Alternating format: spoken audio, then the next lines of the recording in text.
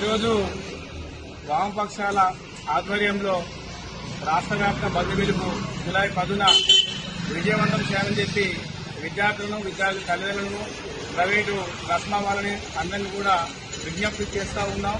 ఎందుకోసం అంటే రాష్ట్ర వ్యాప్తంగా 27,000 స్కూళ్లను 4,000 స్కూళ్లకు కుదించడం అనేది అది విద్యను విద్యార్థులకు దూరం చేయడమే, విద్యను విద్యార్థులకు అందకుండా అజ్ఞానంలోకి పంపించడమే దీని వెనుక కుట్రపూరితమైనటువంటి విషయం ఉంది. కాబట్టి ఆ కుదించడాన్ని వెనక్కి తీసుకోవాలని చెప్పి మేము ప్రభుత్వాన్ని డిమాండ్ చేస్తా ఉన్నాం.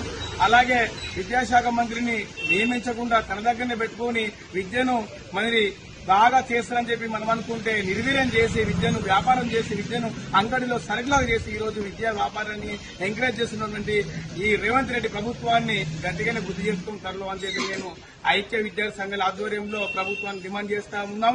వెంటనే ఈ యొక్క బంద్ను సంపూర్ణంగా అందరూ సహకరించాలని చెప్పి కోరుతూ నా పేరు అంగడి కుమార్, PDSU రాష్ట్ర కోశాధికారి.